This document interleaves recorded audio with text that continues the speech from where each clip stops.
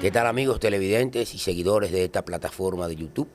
Francisco Luciano con ustedes para presentar nuestro programa Experiencia de Buen Gobierno. Se trata de un programa educativo, instructivo, que permita que quienes nos ven, quienes nos siguen, nos escuchan, puedan comprender cuál es el arte de buen gobernar en base a las experiencias positivas que hemos tenido en la República Dominicana. Como todos saben, somos dirigentes de la Fuerza del Pueblo, el partido político que dirige el doctor Leonel Fernández Reina, un ciudadano capaz, con una visión de desarrollo, de progreso y con sentido de bienestar para la República Dominicana, que aspira a la presidencia de la República y que por supuesto apoyamos. Hoy vamos a conversar con una exquisita dama de la sociedad dominicana, educadora, psicóloga, con un doctorado, varias maestrías, rectora de la Universidad iGlobal y que fue directora de la Escuela de Pedagogía de la Universidad Autónoma de Santo Domingo y docente de ese centro educativo. Ella también ha ocupado roles en el Estado Dominicano a nivel, por supuesto, de su especialidad, que es la educación. Ha sido subsecretaria de Educación, viceministra de Educación y secretaria de Estado de Educación en la República Dominicana. Nos referimos a la doctora Josefina Pimentel, quien es, además de educadora, psicóloga y orientadora, la secretaria de Educación de la Fuerza del Pueblo. Bueno, gracias. Bienvenida. Querido amigo, colega, compañero, un placer estar aquí en esta primera edición de tu programa Experiencias de Buen Gobierno. Me encanta compartir contigo este espacio y además con los televidentes y oyentes parte de la experiencia de buen gobierno, podemos decir, de lo que fueron esos periodos gubernamentales del presidente Leonel Fernández y donde tuve el honor por su benevolencia, condescendencia, pues de fungir en varias funciones en el elenco administrativo gubernamental de aquellos periodos de gobierno y donde tuve la oportunidad junto a un equipo de hombres y mujeres con una alta formación profesional, con una visión clara, con un compromiso definido hacia la mejora de la educación y sobre todo para dotar al país de un sistema educativo fuerte, eficiente, ágil, inclusivo. Y eso fue lo que tratamos en aquellos periodos, pues, de aportar, de contribuir con amor, con entusiasmo, con pasión, pensando en el bienestar de los miles y miles de niños y niñas y jóvenes que merecen una educación de calidad y que les permita transitar por un camino de desarrollo humano integral y que puedan luego a través de estudios a nivel técnico o superior insertarse de una manera productiva, decente al trabajo y servir desde distintos ámbitos según sus talentos y capacidades a nuestro país. Así es que ser educador, ser maestro, contribuir desde el Estado a un proyecto de nación donde la educación se constituye en un pilar, fue parte de las aspiraciones del presidente Fernández y donde tuvimos pues el honor de participar con entrega, con humildad, con amor y también con un alto nivel de conciencia y responsabilidad de lo que significa dirigir el sistema educativo en nuestro país. Doña Josefina, en la República Dominicana, muchos hacedores de opinión o simples opinantes establecen que en los gobiernos del presidente Fernández no hubo ningún avance en materia educativa. Usted, que fue funcionaria de primera línea, ¿qué podría responder al respecto? Sí, fíjate, el doctor Leonel Fernández en su primer periodo gubernamental tuvo, yo diría, la oportunidad de establecer la plataforma jurídica, conceptual y curricular de lo que era la reforma educativa derivada del Plan Decenal de Educación. Ustedes recordarán que el Plan Decenal de Educación fue un proyecto amplio, estratégico de participación popular, donde se definieron las políticas que orientarían el quehacer educativo a inicios del siglo XXI. Y a partir de ese momento, pues se definió un decálogo y le tocó al presidente Fernández concretar esas políticas y orientar el trabajo del sistema educativo hacia un nivel mayor de desarrollo y de modernización. En primer lugar, el presidente Fernández promulgó la nueva Ley de Educación 6697, una ley en el año 1997 que sustituyó la vieja ley que databa del año 1951, durante la época de Trujillo, y que pertenecía, diríamos, a una cosmovisión del mundo totalmente distinta a lo que era la postrimería del siglo XX con relación a la educación y los avances científico-técnicos. De manera que inmediatamente el presidente llegó al poder, pues toma en sus manos ese proyecto y se promulga en las cámaras legislativas en el año 97. Tocó en ese primer periodo también aplicar el nuevo currículum que había sido pues elaborado y aprobado mediante una ordenanza, la 195, y que colocaba el tema educativo dentro de los preceptos modernos, vamos a decir así, y nuevas concepciones del aprendizaje y todo el aporte de la psicología educativa y todo el aporte de los grandes, vamos a decir, educadores que entronizaban la educación como un concepto vinculado a la construcción social del conocimiento. En el pasado, el conocimiento se entregaba dosificado, vamos a decir, en pequeños, diríamos, estamentos que el estudiante conocía, repetía, reproducía. O sea, pasamos de la formación memorística a una visión de construcción social del conocimiento, donde el estudiante participa de una manera activa en el manejo de la información, la procesa internamente, la contextualiza en un medio social y cultural y a partir de ahí crea entonces un conocimiento que le permite tener una visión mucho más amplia de lo que es meramente una cápsula informativa que él debe memorizar. Pues todo esto a la vez requirió elevar el nivel de formación de los docentes. Las escuelas normales en ese primer gobierno del presidente Fernández fueron elevadas al nivel de instituciones de educación superior. Hasta el año 97 las escuelas normales fungían como escuelas de nivel medio que permitían formar bachilleres pedagógicos, si podemos calificarlos así. Es decir, el aspirante a maestro entraba en estas escuelas, era entrenado para, ¿verdad?, desarrollar la labor docente, pero salía con un título de técnico intermedio, no con conocimiento limitado sobre la labor educativa. Perfecto. Y el conocimiento intrínseco del proceso de enseñanza-aprendizaje. Entonces, le tocó al presidente Fernández elevar aquellas 5 escuelas normales que existían en todo el país a entidades, instituciones de educación superior. Y se definió la licenciatura como el nivel de ingreso al sistema educativo.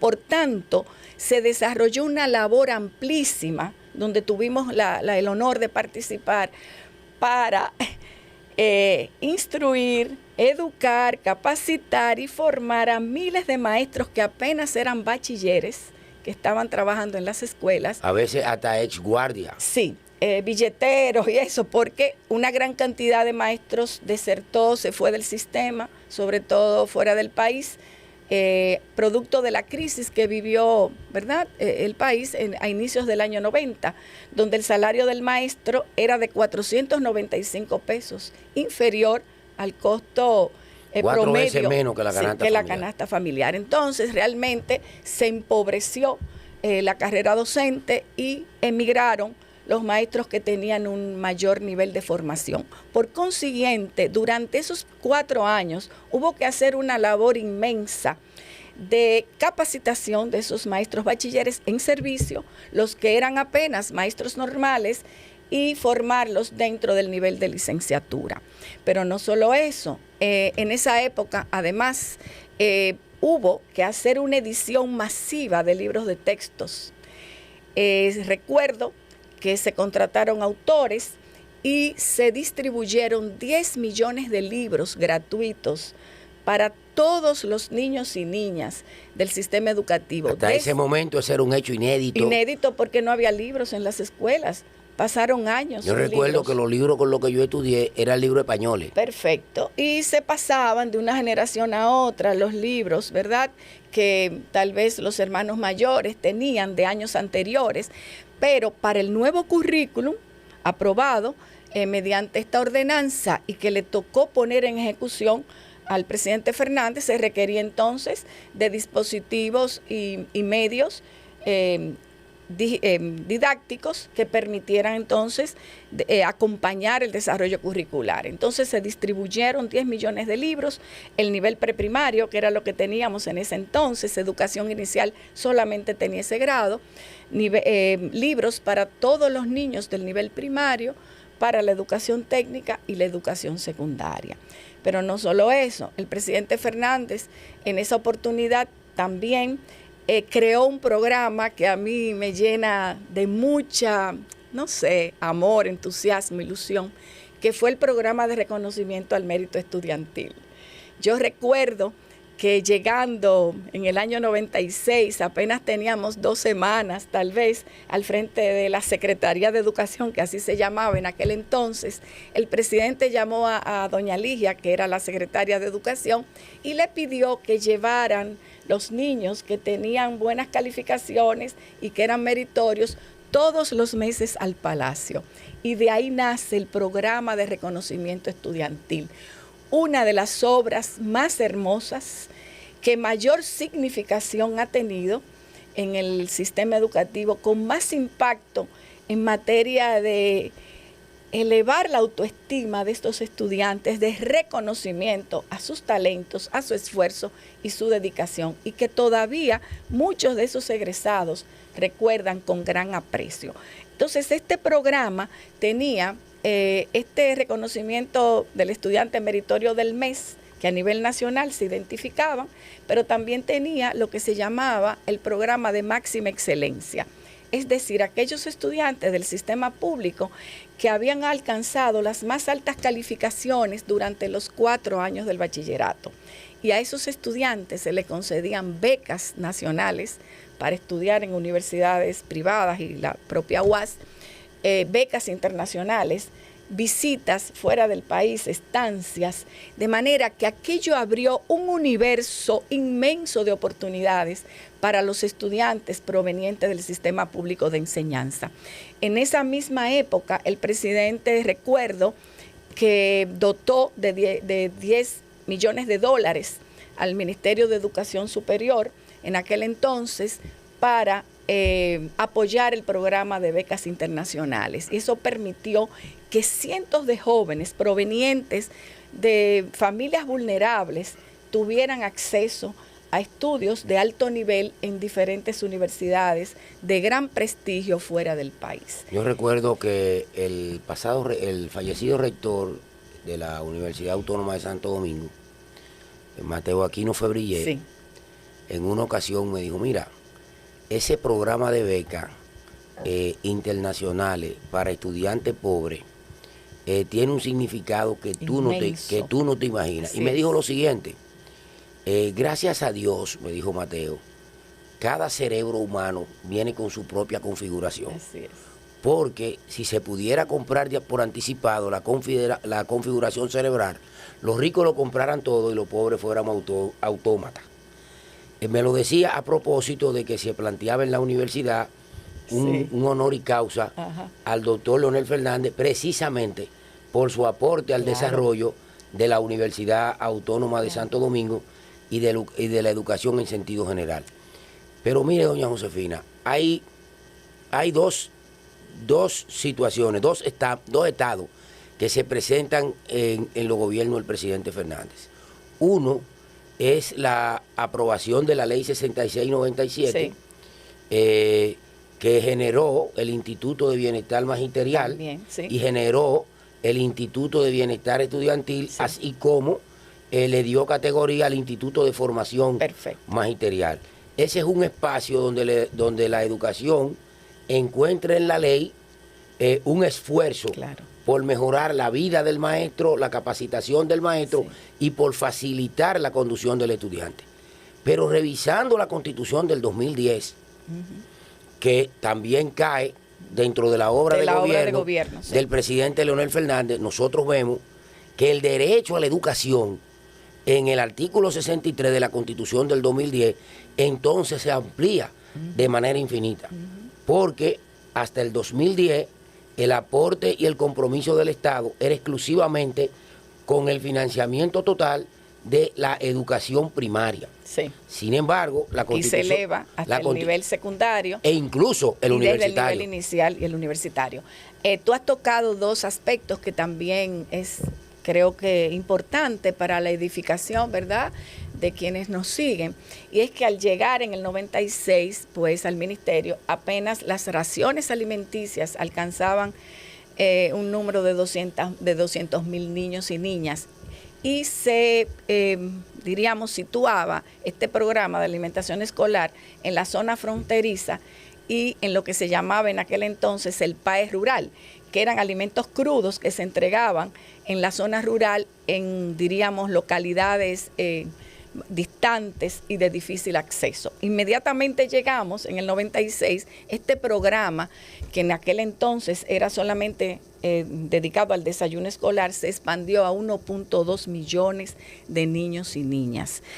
De la misma manera, siguiendo, ¿verdad?, con la aplicación de la ley, se descentralizaron una serie de tareas que antes se centralizaban en el ministerio y eso lo hacía menos eficiente, como fue la creación del Instituto de Bienestar Estudiantil para dirigir todos estos programas de apoyo al estudiante, y lo mismo el INAVIE para el tema de manejo del programa de alimentación escolar.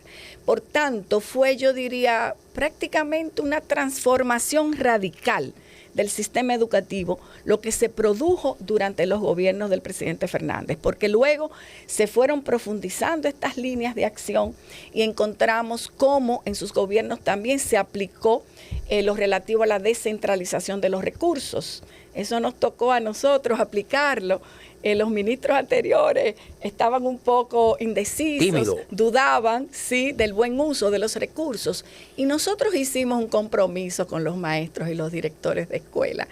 Y yo les dije, yo confío en ustedes. Si esto sale bien, esto tendrá una continuidad y una, diríamos, permanencia en el sistema educativo que permitirá un gran avance en los procesos de gestión de los centros. Ahora, si esto sale mal, entonces habremos defraudado tal vez a un elenco de educadores que tuvieron la visión correcta de definir en la ley de educación la descentralización de estos recursos. Ellos me dijeron, ministra, aceptamos el reto. Y a partir de ahí empezamos a enviar recursos a los centros educativos vía los distritos, claro, con una serie de regulaciones, un sistema de control, especificaciones para el uso de esos recursos. Óyeme, y aquello fue oxigenar los centros, darle, yo diría, paz a los directores, porque hasta ese momento, desde el centro del sistema, había que enviarles, ¿qué te diría? Hasta un bombillo para reparar las instalaciones eléctricas, un interruptor, las instalaciones eléctricas, las instalaciones sanitarias, la pintura, había que enviársela, el llavín. En fin, a partir de ahí las escuelas florecieron, porque los directores entonces pudieron tener los recursos necesarios para el mantenimiento, ¿verdad? Un mantenimiento preventivo y también pequeñas, diríamos, situaciones en materia de infraestructura, reparaciones menores, Algunos pudieron también encontrar espacio para el salón de los profesores, para tener lockers, que los profesores guardaran ahí sus pertenencias, tener agua permanentemente disponible, un poco de café, papel de baño, higienizar, de manera que eso también, desde el punto de vista de la modernización y la descentralización, se pudo impulsar en sus gobiernos. Acciones que indudablemente parecen pequeñas, parecen nimiedades, pero que contribuyen a la calidad de la educación. Tienen una incidencia sistémica de un gran impacto. Además, el director se siente, ¿verdad?, que es el gerente, que es el que tiene que resguardar esos bienes materiales y esas vidas humanas también, porque así le decíamos cuando se inauguraba una escuela, le estamos entregando las llaves de este plantel, le llevábamos incluso todo el personal administrativo y de apoyo ya designado, y te estamos entregando 600 vidas con sus familias para que tú desarrolles en ello todo el potencial que tienen. Y fíjate que esto es yo le decía, es una oportunidad tan hermosa, ser director de un centro, que tú tengas un colectivo de maestros que se unifique para trabajar juntos, que planifiquen juntos, que puedan desarrollar el currículum a plenitud, que tú puedas tener una escuela bonita, con niños alegres, los niños aprendiendo. Y eso es un patrimonio de la humanidad, humanitario, cultural, social, educativo, que no tiene precio. Entonces, así era que concebíamos la escuela, ¿verdad? Que tuviera un alma propia, donde hubiese también un ruido productivo, no hay disciplina, pero que la escuela se sintiera con vida. Entonces, el presidente Fernández apoyó todas esas iniciativas. Y no solo eso, en educación superior, bueno, a la UAS la dignificó. Yo soy guasdiana de formación, estudié ahí 2 licenciaturas, fui orientadora del Liceo Experimental, fui directora, coordinadora de cátedra. El Liceo Experimental es un modelo excelente, de éxito. Y amo a la UAS. Y realmente, cuando yo vi aquella biblioteca, Pedro Mir, un edificio moderno, un edificio inteligente en ese momento, ¿verdad?, con estas, diríamos, equipamiento moderno, digno, confortable, que no tenía nada que envidiarle a una universidad extranjera. Yo di muchas gracias a Dios. Pero no solo eso, ese edificio de oficinas administrativas. Disculpe que le interrumpa. Yo tuve la oportunidad de estar presente cuando el presidente Hugo Chávez visitó la Universidad Autónoma de Santo Domingo en ocasión del doctor honoris causa que se le entregó. Y cuando él vio aquella biblioteca, que vio la biblioteca Pedro Mir, él dijo, me da la impresión de que estoy en un país del primer mundo, en una universidad de avanzada y de vanguardia. Sí. Entonces, recuerdo perfectamente. Es como el buen hijo que le devuelve a su casa de origen, ¿verdad?, toda la dignidad, y le agradece como egresado, ¿verdad?, de la Autónoma de Santo Domingo, del presidente Fernández, y cómo la dignificó, la enalteció. Y aquellos centros regionales también que funcionaban en locales, en liceos secundarios. Santiago era en la vía Gobernación, en un espacio chiquitico, y los estudiantes daban clases en las aulas de los liceos públicos. Así es. Entonces, San Juan de la Maguana. Igual. Bonao, yo fui profesora viajera, como dicen, durante 5 años en el Cursa, Curse de Bonao. Bonao. Yo fui profesora en Bonao 5 años y era lamentable porque no teníamos un local propio, las instalaciones sanitarias estaban desvencijadas, no teníamos un lugar digno para almorzar y tomar un descanso. Entonces, cuando el presidente le dotó a Bonao de ese centro, yo fui muy feliz. Lo mismo también San Francisco de Macorís, que fui profesora.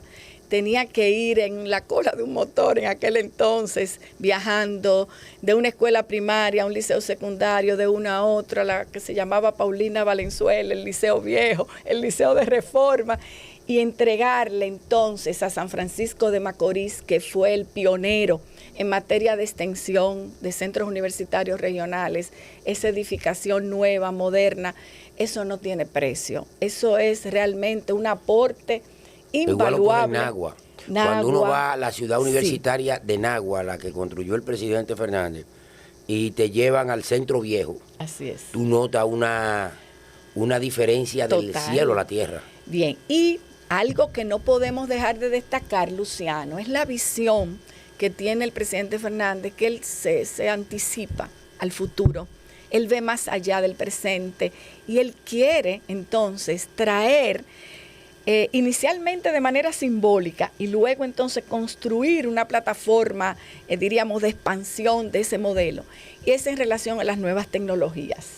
Otra también anécdota es que el presidente, a inicios del periodo gubernamental del 96, le pide a la secretaria que él quiere llevar computadoras a las escuelas.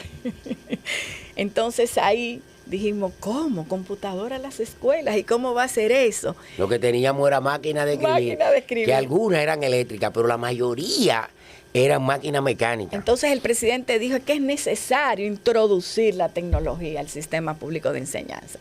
Y de ahí nacen aquellos laboratorios de informática, que fue el modelo que 20 años atrás se adoptó, en el sentido de que en las escuelas se preparaba un aula con 20 equipos, estaciones de computadora, había un profesor que era el que fungía de tutor y los estudiantes de último año de bachillerato entonces salían ya con esta herramienta incorporada, ¿verdad?, en su haber formativo. Entonces dijimos, bueno, por lo menos que los del último año de bachillerato ya se lleven la herramienta, porque el presidente decía, hay que saber manejar la tecnología y el inglés, que son dos herramientas necesarias para el futuro y el mundo moderno y para, diríamos, enfrentar esta nueva etapa del conocimiento. Entonces pudimos también introducir de manera simbólica e impactar al sistema público con esta herramienta tecnológica como una manera de incorporar el desarrollo científico-tecnológico a la escuela pública. Por tanto, esa es otra visión que yo diría en ese momento tal vez no entendíamos y que hoy vemos con tanta claridad. Caramba, qué oportuno, qué acertada esa decisión. Y luego, esta visión de crear el ITLA, el Instituto Tecnológico de las Américas, pero no como un centro aislado per se, sino dentro de una concepción de un parque cibernético, donde la idea era pues convertir eso en un parque tecnológico donde nosotros pudiéramos exportar. Yo recuerdo cuando el presidente hablaba de crear software, que mucha gente se burlaba en los medios de comunicación. Y entonces, decía, pero ¿de qué es que él está hablando? De crear software aquí. Sí. Sin embargo, varios egresados del ITLA, muchos egresados del ITLA, han sido exitosos y han generado software que se usan incluso con estándares internacionales. 20 años después, nosotros vemos cómo esas carreras que en ese momento nos parecían como tan novedosas. De ficción, mecatrónica, desarrollo de software, robótica. Ya el presidente Fernández en el siglo pasado lo vislumbraba y lo aportaba. Fue la primera persona que yo escuché en el país hablar del estudio del ambiente. Sí. Para preservar los recursos naturales. Decía, yo recuerdo que él decía, tenemos que formar más biólogos, más químicos. Físicos, matemáticos. Él insiste mucho en matemáticos. Insistía e insiste en eso. Incorporar en las ciencias. Y bueno, además entonces de eso, que fue al final de su primer periodo de gobierno, recuerdo ya casi 15 de agosto del año 2000 fue que se entregó el ITLA. Más adelante, pues él siguió expandiendo esa línea de trabajo. Quiero también comentarte que el modelo de jornada escolar extendida porque fue, diríamos, iniciado en el último periodo gubernamental del presidente Fernández en el año 2011. Tuvimos pues la oportunidad de diseñar ese modelo pedagógico y de, diríamos, aplicar lo que llamamos en aquel entonces un estudio piloto, un plan piloto.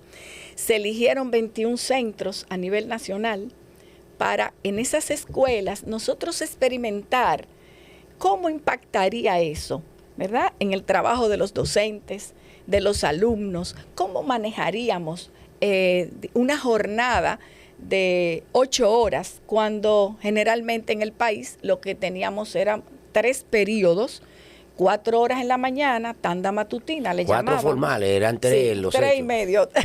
En la tarde, sí, de 2 a 6, pero en realidad eran 3, de 2 a 5. Y las llamadas escuelas nocturnas de 6 a 9. Entonces, nosotros decíamos, ¿cómo vamos a hacer esto? ¿Cómo nosotros vamos a lograr que permanezcan los muchachos de 8 de la mañana a 4 de la tarde? ¿Cómo vamos a resolver el problema de la alimentación? ¿Cómo vamos a resolver el tiempo útil del maestro que va a permanecer? Entonces, para eso se diseñó un modelo pedagógico y lo aplicamos en 21 escuelas. Y ahí aprendimos, ¿verdad? O sea que el modelo de tanda extendida se siembra en el 2011. en el gobierno del doctor Leonel Fernández. Último, sí, el periodo gubernamental del presidente. Luego, más adelante, llevamos esas 21 escuelas a 100 hasta dejarlas en 300 cuando ya el presidente sale del poder. Quiero explicar que lo que quisimos con eso era permitir un mayor aprovechamiento del tiempo para mejorar los aprendizajes. Partimos de más y mejores aprendizajes, porque los educadores decíamos, caramba, el currículum nunca se puede cumplir. ¿Por qué? Porque el tiempo no da. Esa era la hipótesis. Caramba, en 3 horas tú no puedes desarrollar un currículum tan amplio. Los periodos de clase eran de 35 minutos. Claro, y no eso, el nuevo currículum tenía áreas transversales, no solamente eran, diríamos, las disciplinas tradicionales, sino que tenía educación artística, tenía inglés, se intensificó francés, la educación física, educación ciudadana, es decir, cómo nosotros en 3 horas vamos a desarrollar un currículum tan amplio y tan ambicioso. De ahí es que nace la idea. Entonces, decíamos, cómo resolver el tema del almuerzo, si no hay comedores en las escuelas. O sea, teníamos muchas inquietudes. Y lo otro, la otra hipótesis, la otra apuesta, es que el maestro iba a tener más tiempo para planificar, que esa es una gran debilidad del sistema educativo. Los maestros no saben planificar. No, le da brega hasta actualizarse. Totalmente. Pero dijimos, pero además él va a tener tiempo para darle seguimiento a los estudiantes rezagados. Pero él va a tener tiempo para descansar un poco también.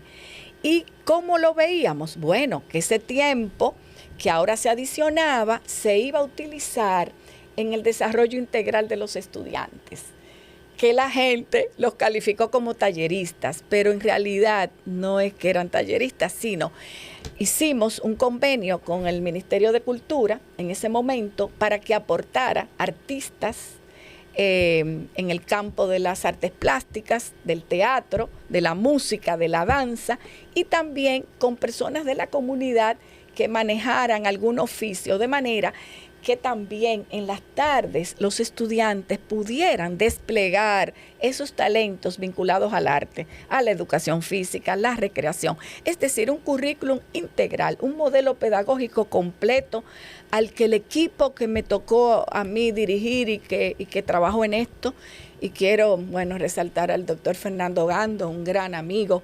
Lamentablemente falleció hace unos años, pero fue la persona a quien nosotros delegamos esa gran responsabilidad e hizo un trabajo extraordinario junto a otros técnicos del ministerio.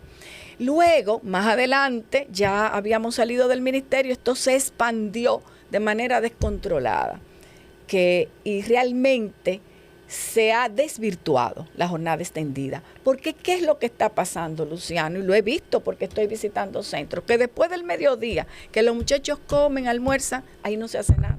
En la escuela no pasa nada.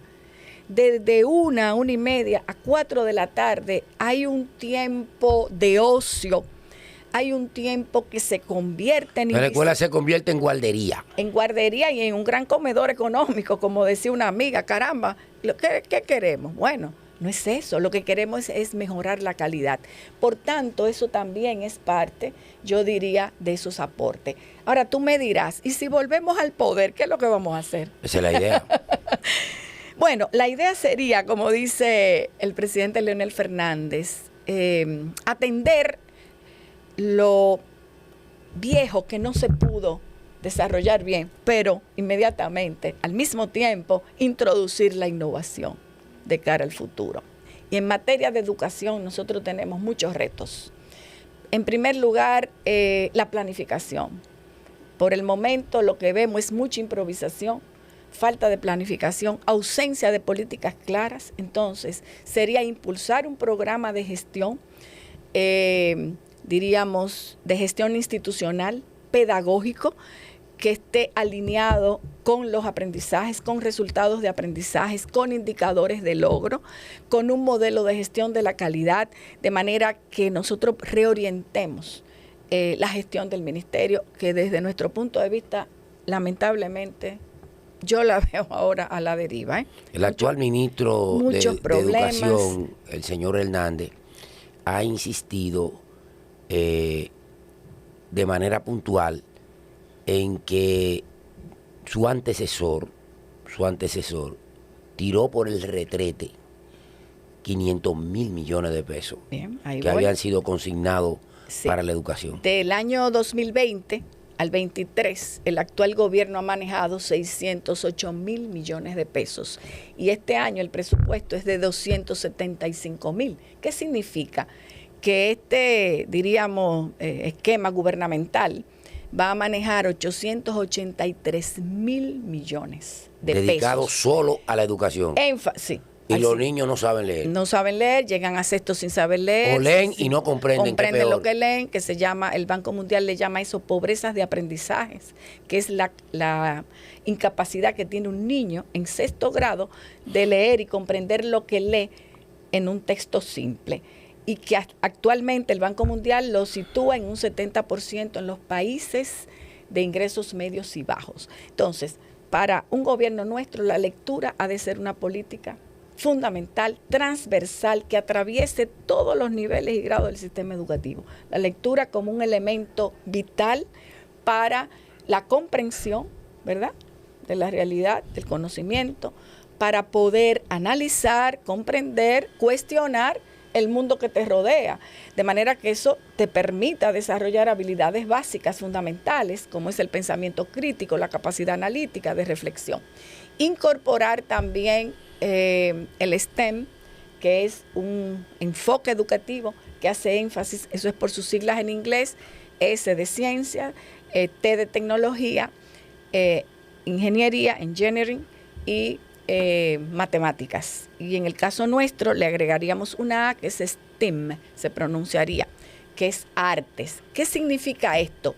Es un enfoque que te permite integrar las matemáticas, las ciencias, la tecnología, las artes, en un modelo donde el estudiante enfoca los aprendizajes a partir de problemas. Se plantean problemas, se definen proyectos, y el estudiante va transitando en un proceso de aprendizaje que le permite incorporar de esas disciplinas los contenidos, los conocimientos que él necesita para resolver determinada situación, determinado problema. Esto le da sería como elevar el constructivismo hacia un espacio de aprender haciendo. Perfectamente, eso mismo.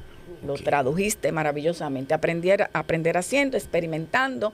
También ayuda un poco a crear una visión sistémica de lo que es, ¿cómo te diría?, el método científico, porque el estudiante observa el problema, lo define, ¿verdad?, una manera de abordarlo, determina su causa y para construir una solución, porque se basa mucho en el hacer. Se apoya también en herramientas tecnológicas, la robótica. El estudiante además disfruta de lo que hace y es cambiar esa vida rutinaria que cansa tanto al alumno. Que la escuela no dé bostezo. No, para nada. Entonces, eso por un lado. Por otro lado, capacitar, transformar o yo diría crear un sistema integral de profesionalización donde nosotros podamos especializar a los maestros en la alfabetización inicial. ¿Qué significa eso? Que los maestros sean capaces de enseñar a leer y escribir correctamente a nuestros niños y que no lleguen a sexto grado sin saber leer, porque esa es la causa principal de la falla sistémica que tenemos en materia de resultados de aprendizaje. Por eso nos va mal en todas las pruebas internacionales, en las pruebas nacionales, porque nuestros niños durante esos primeros grados no están desarrollando las habilidades lectoras y diríamos, psicomotoras para desarrollar niveles de escritura y de comprensión lectora al más alto nivel. Entonces hay que entrenar a los maestros en ese sentido, hay que adoptar la lectura como una política que atraviese todos los niveles y grados. Nosotros tenemos que transformar la gestión para hacerla ágil, eficiente, ética, transparente, que se orienten todas las políticas al centro educativo y que se recupere el sentido misional de la educación, que es hacer que los niños aprendan y que las escuelas enseñen. ¿Cuál ha sido el énfasis de los últimos elencos de gestión? Enfatizar y ubicarse, vamos a decir, dirigirse a los insumos. ¿Qué son los insumos? Adquirir dispositivos electrónicos. Cambiar el uniforme. Cambiar el menú del desayuno. Oye, esos son elementos, vamos a decir, subsidiarios, secundarios. Para aprender se aprende en la cabeza. Bien. Puede no tener ropa. Entonces, y va a aprender. ¿Tú sabes cuántos dispositivos electrónicos ha adquirido la actual gestión gubernamental? 1.5 millones. Uno para cada estudiante prácticamente. Ahora bien, ¿dónde están esos dispositivos? Ve a las escuelas.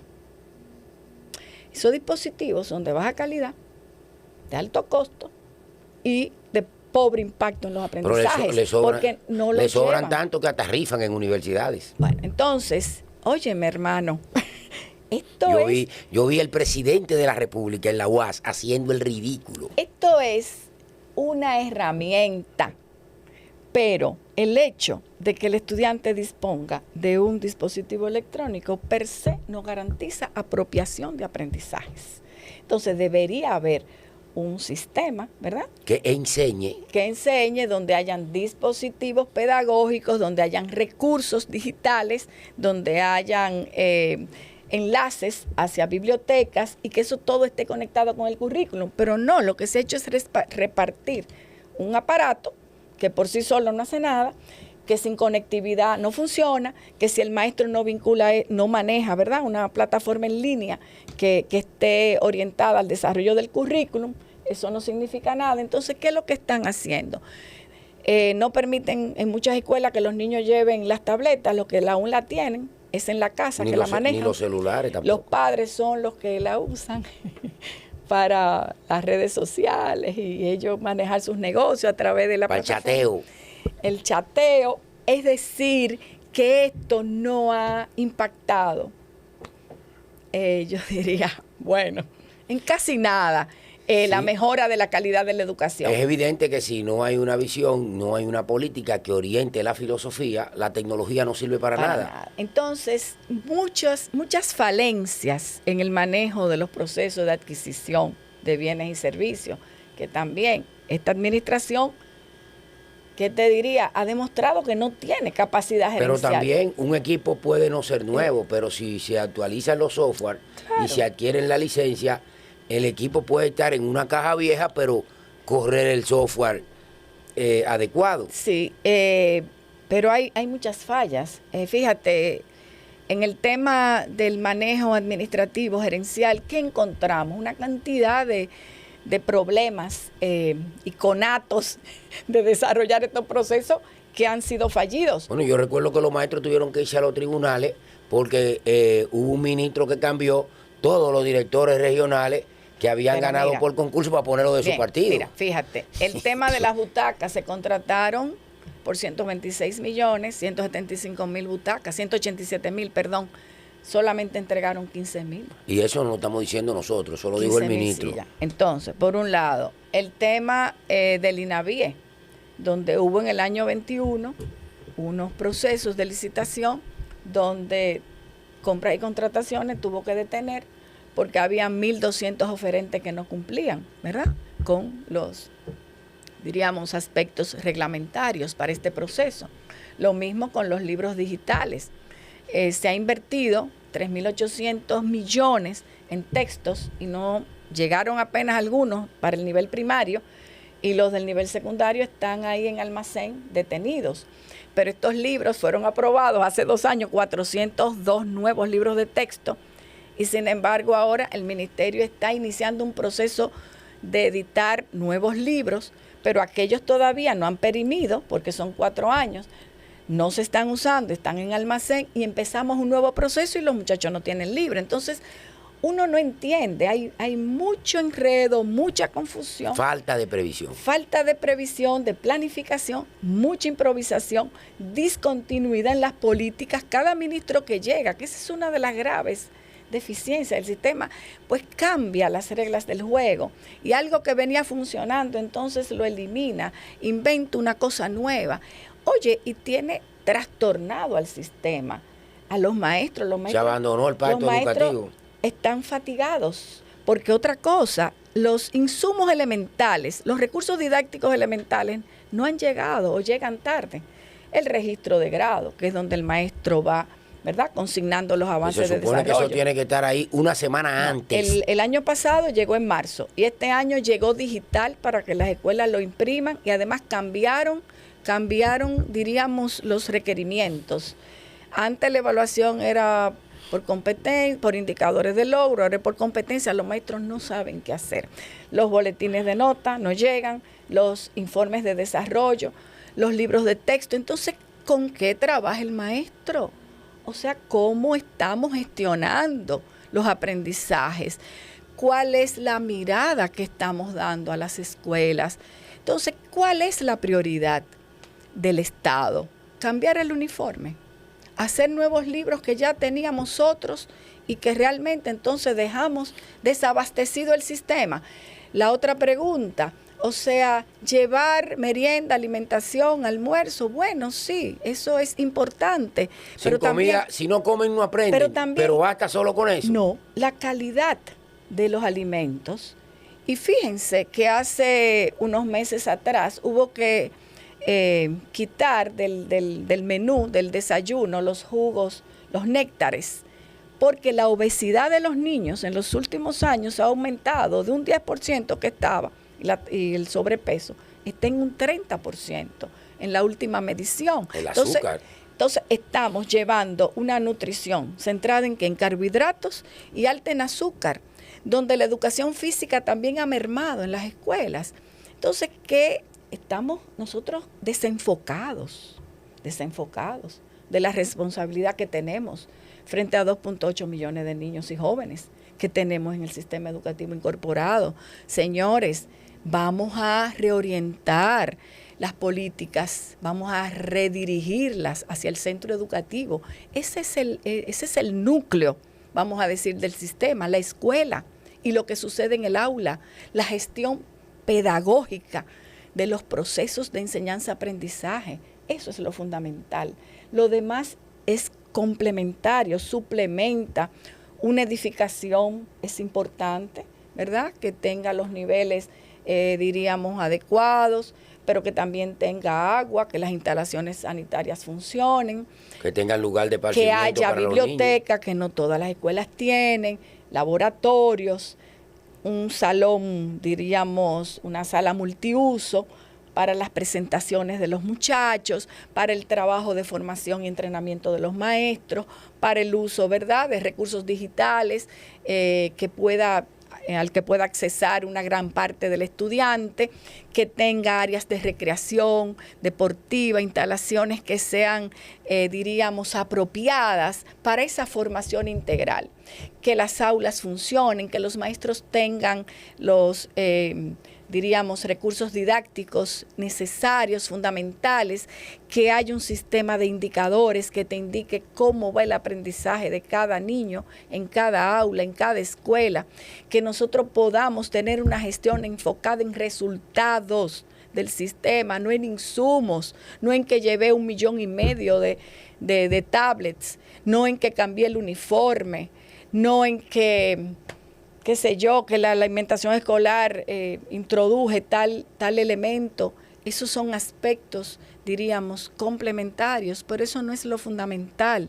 Nuestra responsabilidad mayor es dotar al país de un sistema educativo de calidad que funcione, donde los maestros estén motivados, donde los maestros se sientan también acompañados, apoyados, que tengan un equipo de gestores que también permanentemente los ayude a actualizarse, que puedan enfrentar las situaciones de violencia, de indisciplina que se ha incrementado enormemente en las escuelas, que ellos tengan también el apoyo emocional, esos muchachos, esos maestros, para gestionar este tiempo tan difícil de post-pandemia, donde hay tantas situaciones nuevas en el escenario escolar, donde podamos hacer un trabajo mancomunado con las familias. Esa es una de las grandes quejas de los maestros en este momento. Las familias no están integradas, las familias le están, diríamos, como delegando a la escuela es que tenemos parte de su responsabilidad. Tenemos un país donde el 47% de los hogares son de madres solteras. Cuando estas mujeres tienen que irse a buscarse el pan de los muchachos, el niño se queda en la escuela y es difícil.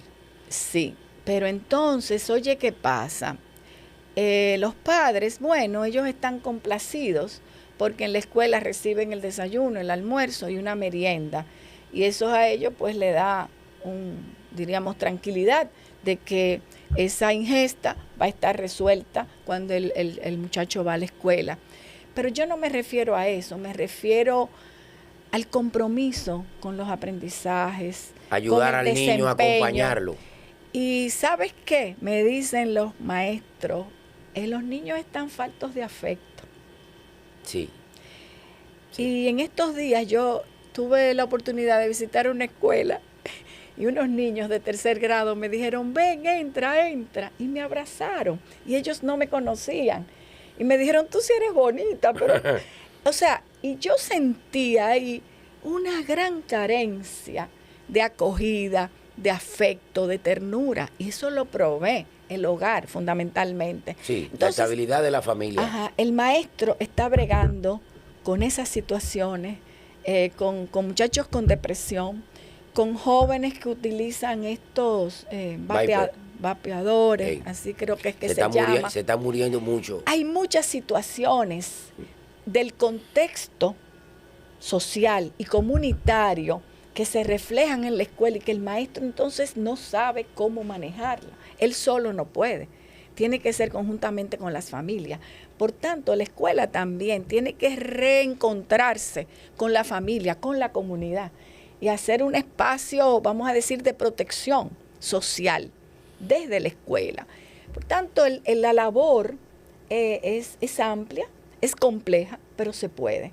Un equipo con políticas claramente definidas, con un programa de gobierno que coloque la agenda educativa en el más alto nivel del Estado, donde como prioridad fundamental del Estado, del gobierno, la agenda educativa. Entonces, eso yo estoy totalmente convencida que puede ayudar a transformar la situación que tenemos ahora de deterioro, una situación de falencia. A veces el maestro se siente solo, agobiado, está agobiado, impotente, está cansado porque son más horas en la escuela. Eso es un elemento también que quiero tocar, una gran sobrepoblación. Ahora mismo ese es uno de los problemas principales que confrontan las escuelas. No se le dio continuidad al plan de construcción de planteles. No, hay 718 planteles que dejaron las antiguas administraciones inconclusos que este gobierno no ha podido desentrañar. Hay nudos, parece legales, pero eso se puede resolver. Pero ellos llevaron incluso una ley al Congreso hace 2 años para destrabar eso. Bueno, eso no está destrabado y fíjate que son pocas escuelas que este gobierno nuevas ha entregado infraestructura. Entonces hay sobrepoblación. Y la poca que ha entregado, como el edificio Hugo Tolentino Díaz en la universidad todavía no se usa. Bien, entonces, sobrepoblación, hay carencias de maestros especializados en áreas curriculares que tienen que ver con las matemáticas y las ciencias, la enseñanza del inglés, de los idiomas.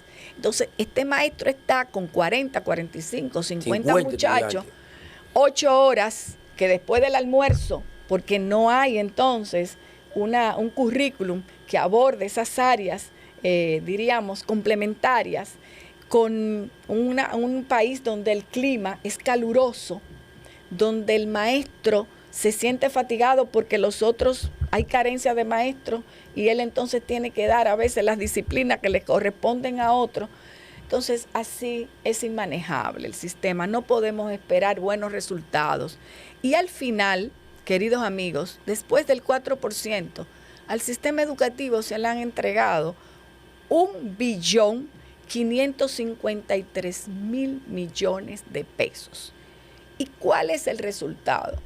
Una escuela ineficiente, muy costosa, con pobres resultados.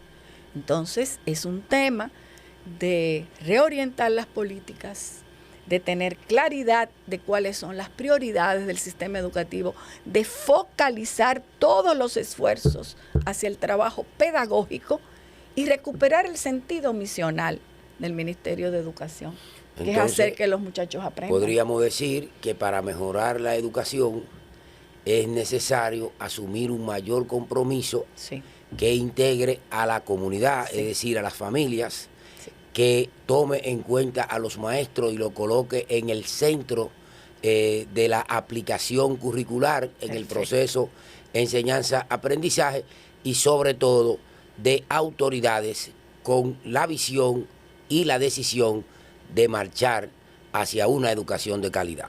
Es lo que podemos esperar entonces de un gobierno de la fuerza del pueblo. Y que la educación se eleve al primer plano, al nivel más alto de la política de Estado, que ese sea el corazón de la gestión de gobierno, porque lo que sean las escuelas, así será nuestra sociedad, así será nuestro país.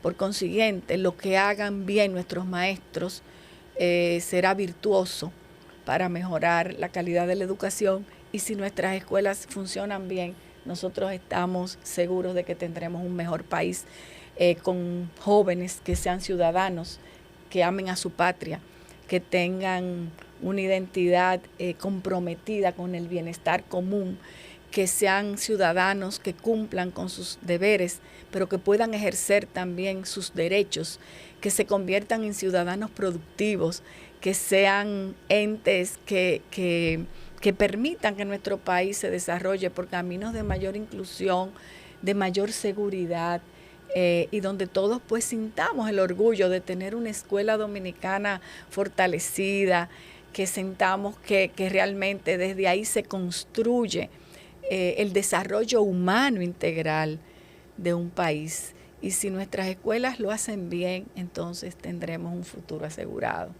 Bueno, doña Josefina, hemos llegado al final de este espacio, agradeciendo, ¿verdad?, su gentileza.